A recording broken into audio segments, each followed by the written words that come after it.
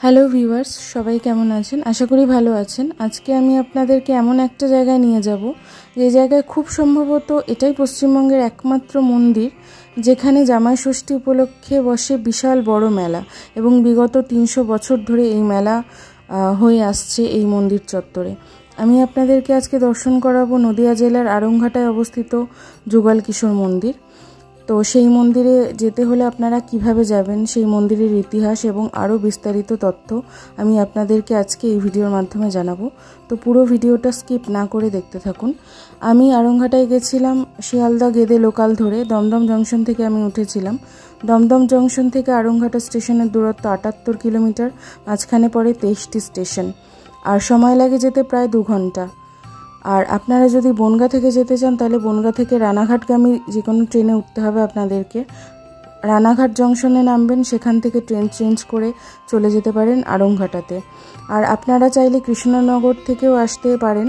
কৃষ্ণনগর থেকে আড়ংঘাটাগামী বাস যায়, সেই বাসগুলোতে উঠে নামতে হবে আপনাদেরকে আড়ংঘাটায়। সেখানে নেমে আপনারা চলে আসতে পারেন এই যুগল কিশোর মন্দিরে।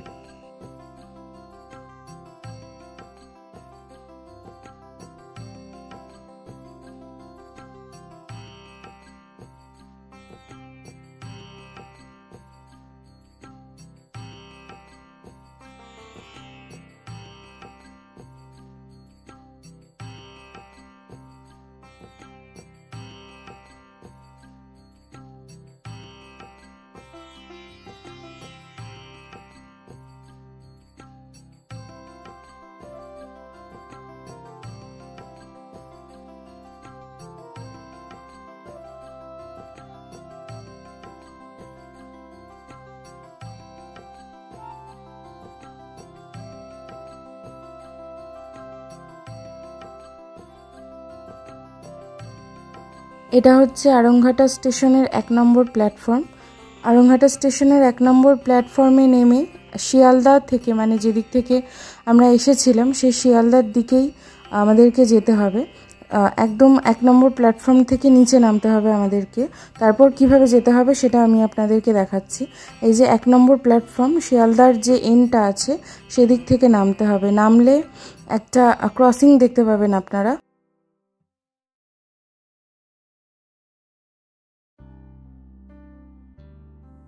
1 নম্বর প্ল্যাটফর্ম দিয়ে নেমে এসেছি। নেমে ডান দিকে যে রাস্তাটা চলে গেছে সেই রাস্তাটা ধরতে হবে। 1 নম্বর প্ল্যাটফর্ম দিয়ে নামলেই দেখতে পাবেন স্টেশনের গায়ে এই যে এই মন্দিরটা, বড় ঠাকুরের মন্দির রয়েছে।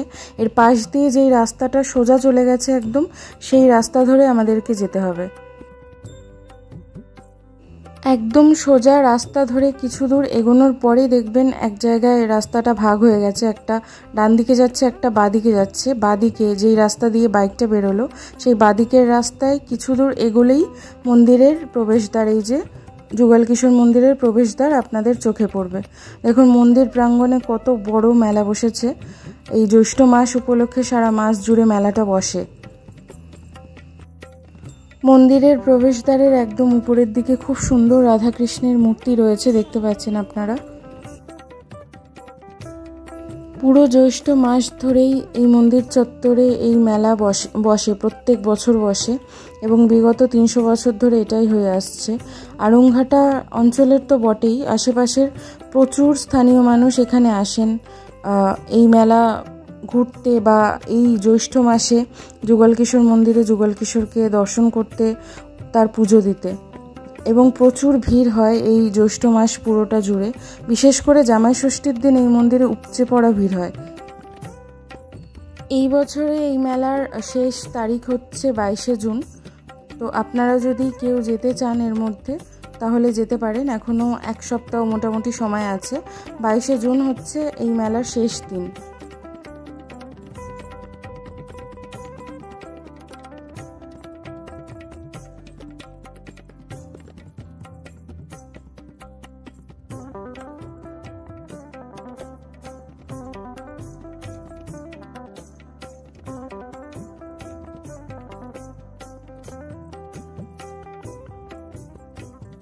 চলুন এবারে মূল মন্দিরের ভিতর প্রবেশ করি আমরা। দেখুন উপরের ছাদটা কড়িবর্গা দ্বারা নির্মিত, সেখান থেকেই বোঝা যায় এই মন্দিরটি কত বছরের প্রাচীন।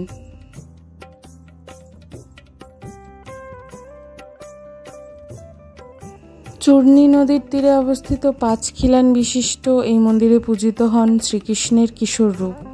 মন্দিরের ভিতর খুব সুন্দর কারুকার্য খচিত দেওয়াল রয়েছে এবং 5টা গর্ভগৃহ রয়েছে মন্দিরের ভিতর। 5টা গর্ভগৃহের প্রত্যেকটি গর্ভগৃহে রয়েছে আলাদা আলাদা বিগ্রহ। উৎসব উপলক্ষে মন্দিরটা খুব সুন্দর করে সাজানো হয়েছে লাইট দিয়ে। সন্ধ্যাবেলায় গেলে আরও হয়তো ভালো হতো, আমি আলো জ্বালা অবস্থায় মন্দিরটা দেখতে পেতাম, তখন আরও ভীষণ সুন্দর লাগে দেখতে মন্দিরটাকে। যাই হোক, সেই উপায় আমার হাতে নেই, আর কি করা যাবে। মন্দির চত্বর জুড়ে বেশ বড় জায়গা রয়েছে, বেশ বড় জায়গায় মন্দিরটা অবস্থিত।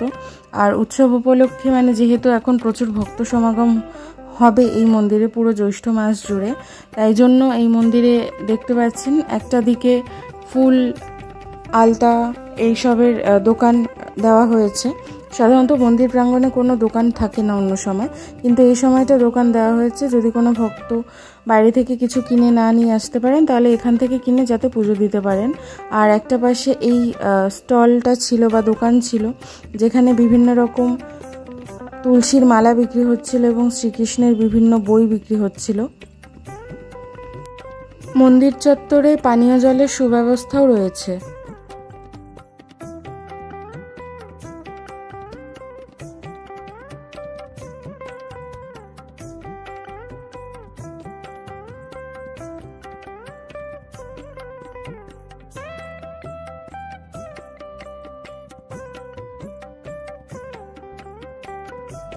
এই মন্দিরের ইতিহাস বিশাল। আমি যতটা পারছি সংক্ষেপে আপনাদের সাথে এই ভিডিওতে শেয়ার করার চেষ্টা করছি। লোকমুখে শোনা যায় গঙ্গারাম দাস নামে এক ব্যক্তি বিভিন্ন জায়গা ভ্রমণ করে বৃন্দাবনে অবশেষে পৌঁছেছিলেন। ওখানে একদিন শ্রীকৃষ্ণের আরতি দেখে তার মনেও ইচ্ছে জাগে কৃষ্ণের পুজো করার, কিন্তু তিনি পুজো করবেন কিভাবে? এই ভাবতে ভাবতে ক্লান্ত হয়ে তিনি মন্দির চত্বরেই সেদিন ঘুমিয়ে পড়েন। সেই রাতে ভগবান শ্রীকৃষ্ণ তাকে স্বপ্ন দেন তার মূর্তি বৃন্দাবন থেকে নিয়ে গিয়ে প্রতিষ্ঠিত করে পুজো করতে।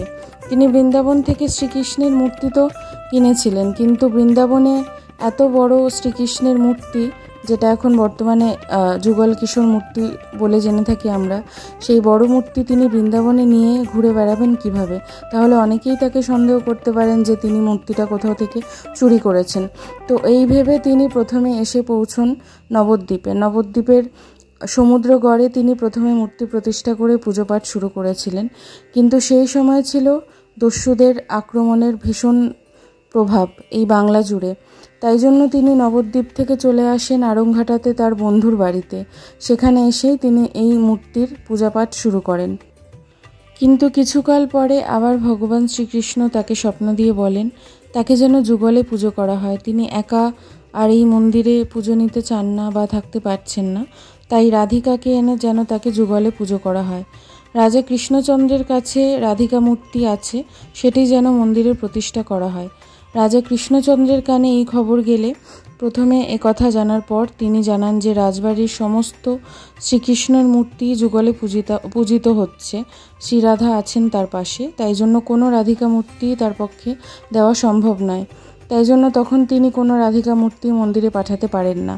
কিন্তু কিছুদিন পরে অকস্মাৎ একদিন রাজা রাত্রির বেলা স্বপ্ন দেখেন যে ভগবান শ্রীকৃষ্ণ তাকে স্বপ্নাদেশ দিয়ে বলছেন যে তারই রাজবাড়ির কোনো এক দেয়ালে রয়েছে শ্রীরাধিকার মূর্তি। সেই মূর্তি যেন তিনি সেই দেওয়াল থেকে উদ্ধার করে যত তাড়াতাড়ি সম্ভব এই যুগল কিশোর মন্দিরে পাঠান এবং এই মন্দিরে পুজো পাঠের ব্যবস্থা শুরু করেন। তো সেই স্বপ্নাদেশ অনুযায়ী রাজা কৃষ্ণচন্দ্র লোকজন লাগিয়ে সেই দেওয়াল ভেঙে অষ্টধাতুর শ্রীরাধিকার মূর্তি পান এবং সেই শ্রীরাধিকার মূর্তি এই যুগল কিশোর মন্দিরে নিয়ে আসার ব্যবস্থা করেন। এবং এই মন্দিরের যে বকুল গাছ রয়েছে, সেই বকুল গাছের তলায় কোনো এক বৈশাখী সংক্রান্তিতে রাজা কৃষ্ণচন্দ্রের স্বয়ং উপস্থিত থেকে শ্রী কৃষ্ণ এবং শ্রী রাধিকার বিগ্রহের যুগল মিলন ঘটান এবং সেখান থেকে এই মন্দিরের নাম হয় যুগল কিশোর।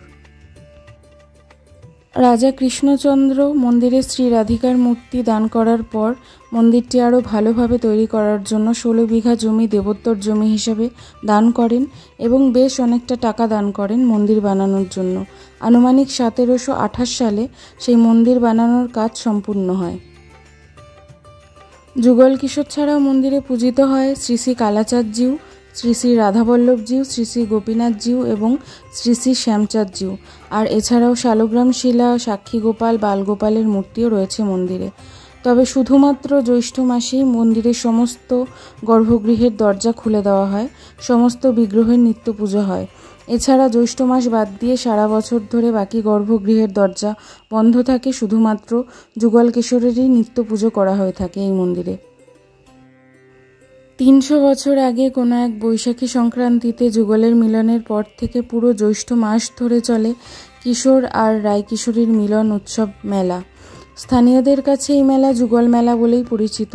প্রতি বছর জামাই ষষ্ঠীর দিন বহু মহিলারা তাদের মেয়ে জামাইয়ের মঙ্গলের জন্য এই মন্দিরে পুজো দিতে আসেন। প্রথমে যুগল কিশোরকে বরণ করেন, তারপর সেই বরণডালা নিয়ে মেয়ে জামাইকে বরণ করেন তাদের মঙ্গল কামনা করে। এছাড়াও এই মন্দিরে লোকমুখে প্রচলিত আছে যে মহিলারা যুগলে এসে পুজো দিলে তাদের এই জন্মে এবং পরজন্মে বৈধব্য দশা কাটাতে হয় না। বৈধব্য দশা থেকে মুক্তি পাওয়ার জন্য প্রচুর মহিলারা এই মন্দিরে এসে পুজো দিয়ে যান।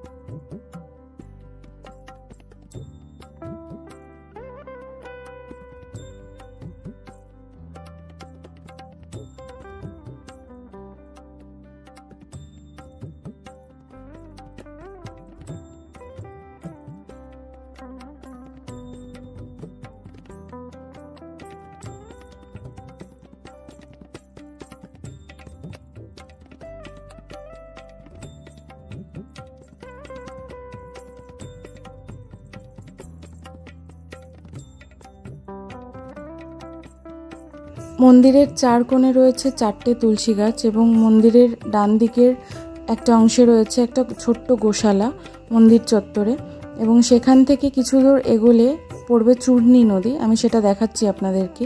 আর এই যে পাশের যে ঘরটা দেখতে পাচ্ছেন আপনারা, এটা হচ্ছে ঠাকুরের ভোগ রান্না করার ঘর। এখানে ভোগ রান্না হচ্ছিল তখন, তাই জন্য আমি আর প্রবেশ করিনি।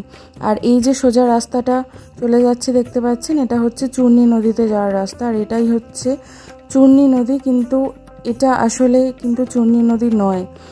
এখন আর চূর্ণী নদী এখানে নেই, সেটা রাস্তা সরে গেছে এবং বুজে গেছে। আর এই যে জলাটা বা পুকুরটা দেখতে পাচ্ছেন, সেটার অবস্থা যথেষ্ট খারাপ। আর এখান দিয়ে আগে বয়ে যেত চূর্ণী নদী এবং যথেষ্ট বড় ছিল সেই সময়, এবং চূর্ণী নদীর তীরেই কিন্তু এই মন্দিরটি গড়ে উঠেছিল। কিন্তু সেই নদীর অবস্থা বর্তমানে যথেষ্ট শোচনীয়, সংরক্ষণ করা হয় না, সেটা দেখেই বোঝা গেছিল।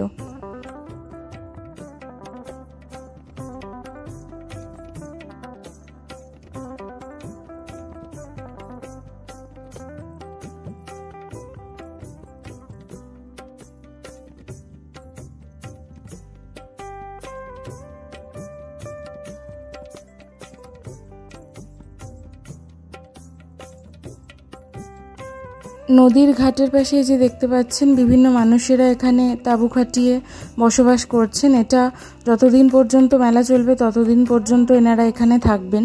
এনারা প্রত্যেকেই বৈষ্ণব ভক্ত বা তীর্থযাত্রী। তারা এখানে এসে এই সময়টা মন্দির চত্বরে এসে থাকেন, পুজো করেন, নাম কীর্তন করেন।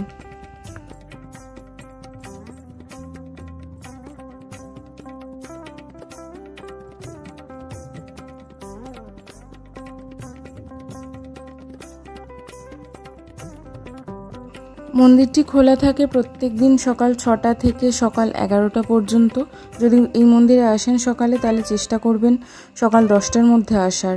তারপরে 10টা বা 10:30 নাগাদ ঠাকুরকে ভোগ নিবেদন করা হয়, তখন গর্ভগৃহ বন্ধ করে দেওয়া হয়। তারপরে কিছুক্ষণ সময়ের জন্যই ভোগ আরতি করার জন্য গর্ভগৃহের দরজা খোলা হয় এবং তারপরে 11টার সময় আবার বন্ধ করে দেওয়া হয়। আর দুপুরে আবার খোলে দুপুর 2টোর সময়, আর বন্ধ হয়ে যায় সন্ধ্যে 7:30টার সময়। এখানে আসা ভক্তদের জন্য আলাদা করে কুপন কেটে ভোগ প্রসাদ দেওয়ার বন্দোবস্ত নেই।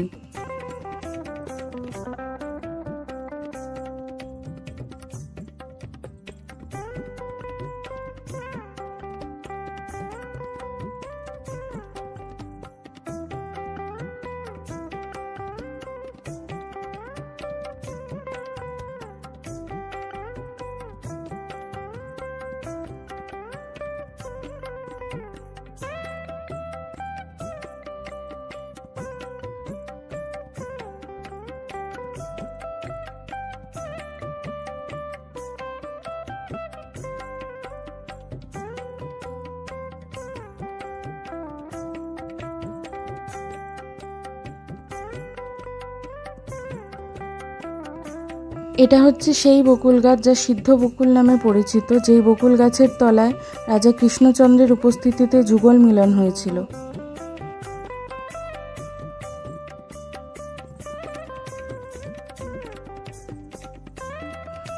আমি যেই সময় গেছিলাম সেই সময় একদম সন্ধে হয়নি, তাই জন্য সমস্ত দোকান আমি খোলা পাইনি। যতটুকু খোলা ছিল সেইটাই আমি আপনাদেরকে এই ভিডিওর মাধ্যমে দেখানোর চেষ্টা করেছি। আপনারা যদি এই মেলায় যেতে চান তাহলে আমি বলবো যে সন্ধে নাগাদ যেতে, অন্তত 5টা 5:30টার পর। যেহেতু আমার কাছে কোনো উপায় ছিল না, আমার বাড়ি থেকে অনেকটাই দূরে, তাই জন্য আমার সময় মতো আমাকে যেতে হয়েছিল এবং সেই সময়ের মধ্যে ফিরেও আসতে হয়েছিল। যদি আপনাদের কাছে যাওয়ার অপশান থাকে সন্ধ্যাবেলায়, তাহলে অবশ্যই সন্ধ্যাবেলায় যাবেন। সন্ধ্যাবেলায় মন্দিরটা খুব সুন্দর আলোয় আলোকিত হয়ে থাকে এবং মেলার সমস্ত দোকান আপনারা খোলা পাবেন এবং মেলাতে আপনারা ভালো করে ঘুরতেও পারবেন, দেখতেও পারবেন জিনিসপত্র। আর আমি আগেই বললাম যে 22 তারিখ অবধি আছে এই মেলাটা। 22শে জুন হলো এই মেলার শেষ দিন।